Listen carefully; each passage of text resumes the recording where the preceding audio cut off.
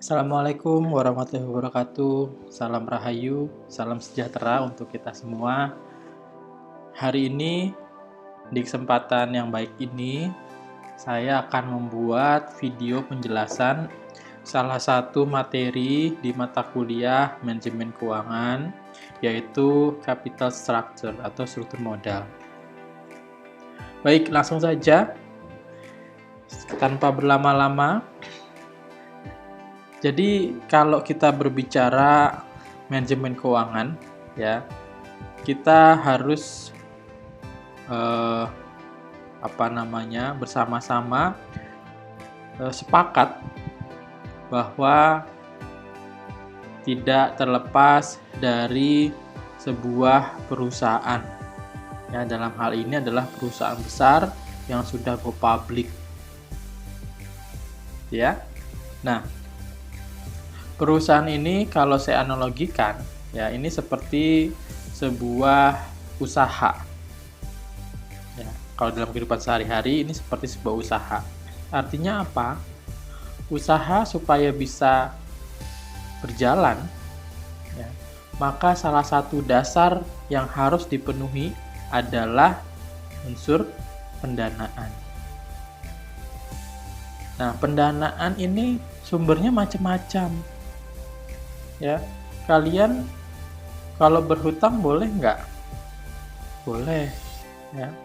Kalau dikasih dari orang tua, boleh tidak? Boleh juga. Ya, jadi sumbernya macam-macam. Ya, jadi kembali ke konteks perusahaan, dalam hal ini perusahaan besar pun sama.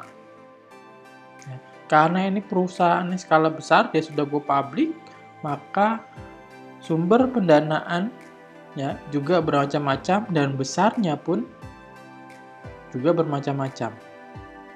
Ya. Nah, dalam materi hari ini kita akan membahas secara teori ya dan praktis bagaimana struktur modal itu dibentuk, bagaimana struktur modal itu dihitung, dan apa yang sebetulnya dicari ya atau yang dituju oleh manajemen terkait dengan struktur modal ini. Jadi kalau kita berbicara struktur modal ya, maka kita berbicara terkait dengan sumber pembiayaan jangka panjang. Nah, sumber pendanaan ini yang bersifat jangka panjang itu biasanya digunakan oleh perusahaan untuk mendanai kegiatan operasionalnya. Ya, jadi hal-hal kegiatan sehari-hari yang digunakan masuk ke dalam kegiatan operasional itu dibiayai dari pembiayaan jangka panjang ini. Gitu ya. Jadi kita berbicara jangka waktunya adalah jangka panjang. Tadi sumbernya macam-macam. Betul. Ya, bisa dari sumber pendanaan internal ya dari dalam perusahaan ya modal sendiri atau ekuitas, bisa juga cari pinjaman ya dari bank misalkan ya dan lain sebagainya. Nah, kalau misalkan kalian ya dalam kehidupan sehari-hari pinjam uang ke teman, ya biasanya kan teman, saya pinjam uangnya dong. Untuk apa? Untuk beli ini, beli itu, dan lain sebagainya. Boleh, tapi ada bunganya ya. Sering ya, begitu ya. Nah, artinya apa? Artinya bahwa setiap sumber itu memiliki biaya. Ya, seperti kalau kalian pinjam uang deh di bank. Ada nggak biayanya? Ada. Apa biaya? Bunga. Nah, jadi bunga utang itu adalah biaya bagi kita sebagai peminjam. Nah, kalau kita mencari sumber pendanaan itu dari berbagai macam sumber, ya, maka sebetulnya kita harus bisa mencari kombinasi dari berbagai sumber tadi yang kombinasi tersebut pada akhirnya akan memaksimumkan nilai perusahaan. Atau dengan kata lain, kita harus mencari struktur modal yang optimal. Apa itu struktur modal optimal? Struktur modal yang optimal adalah struktur modal yang biayanya paling kecil. Tapi dari biaya yang kecil itu, nilai perusahaan bisa maksimum. Gitu ya, itu adalah struktur modal yang optimal. Ya, suatu keadaan di mana bisa meminimumkan biaya, di sisi lain juga memaksimumkan nilai perusahaan. Nah, itu adalah tujuan ya, yang sebetulnya harus dicapai oleh manajemen ketika membutuhkan pembiayaan. Mencari struktur modal yang optimal. Nah, nanti kita akan pelajari ya, ada teori-teori terkait ya, dan perhitungan-perhitungan terkait dengan struktur modal yang optimal ini. Nah, sebelum ke sana, kalian harus tahu dulu ya. Ini sebetulnya sudah banyak ya research yang melakukan penelitian tentang struktur modal. Ya, mulai dari faktor yang menentukan, mulai dari faktor yang mempengaruhi, dan lain sebagainya. Nah, dalam slide ini ada 4 faktor penentu struktur modal. Ya. Jadi yang pertama adalah risiko bisnis. Ambil contoh ya, misalkan begini. Saya itu ingin mendirikan sebuah bisnis. Ya, katakanlah bisnis ini adalah bisnis yang sangat berisiko. Nah, karena bisnis ini sangat berisiko, ya, maka ketika saya membutuhkan sumber pembiayaan, maka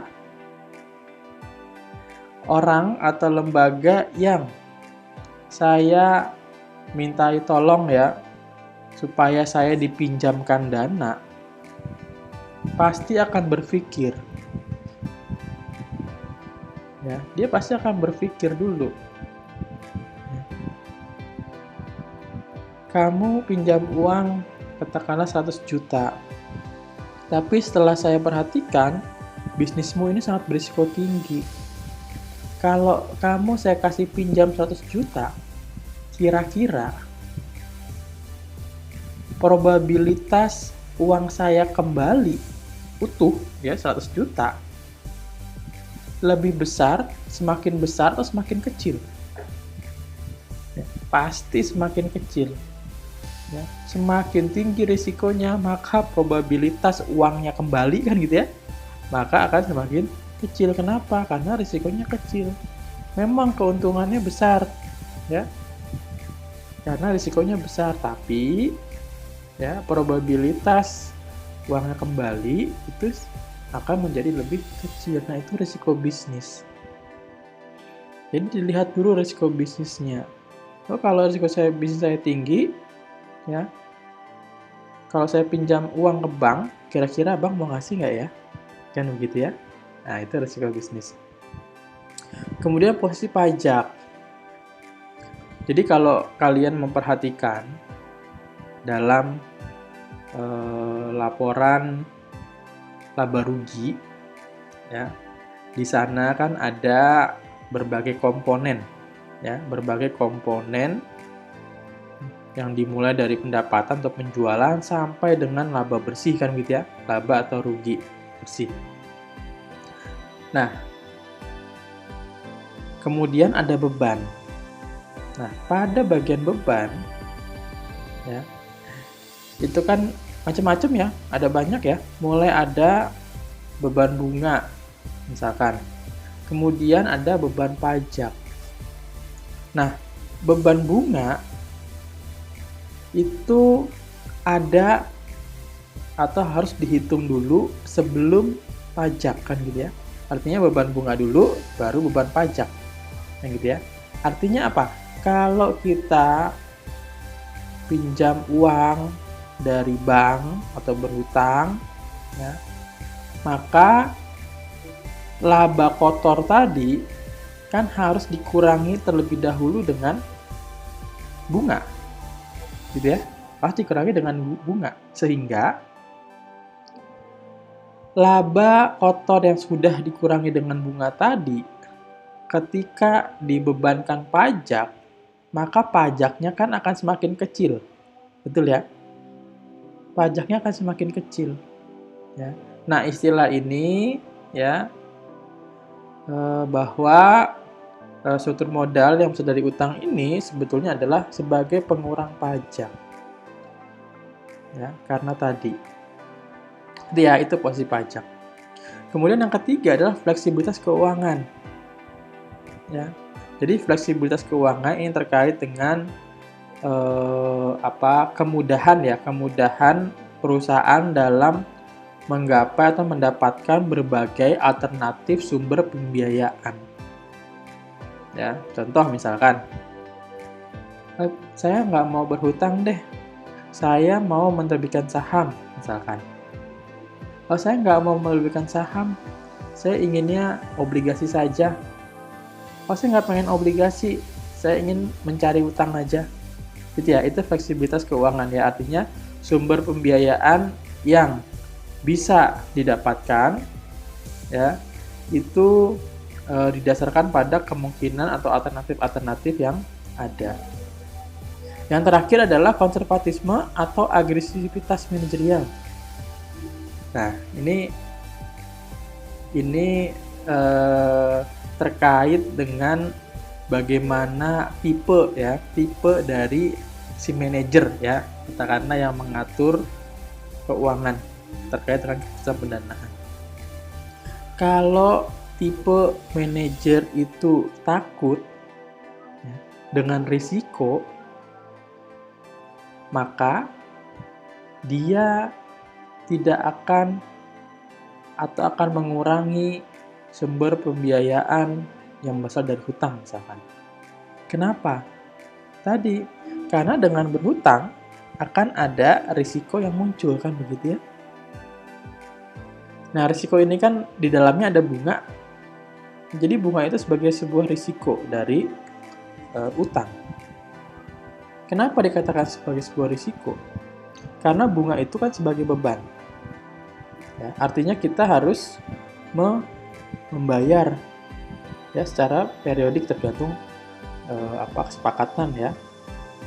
Nah, kalau si manajer ini takut akan risiko, ya, pasti dia akan seminimal mungkin mencari sumber pendanaan yang memiliki risiko tinggi, dan gitu ya, untuk tadi ya mengurangi risiko. Tapi kalau si manajer ini dia tipe orang yang berani mengambil risiko begitu, atau di sini istilahnya agresivitasnya tinggi, ya. Saya yakin kita itu mampu untuk meningkatkan penjualan kita dan meningkatkan laba bersih kita pada tahun depan. Dia percaya diri sehingga dia berani misalkan berutang. Nah, itu dia agresivitasnya tinggi. Ya, kalau dia yang takut akan risiko, ya, dia adalah tipe manajer begitu ya, atau manajemen yang konservatisme. Ya, jadi dilihat dari tipe orang ya yang menduduki posisi yang memiliki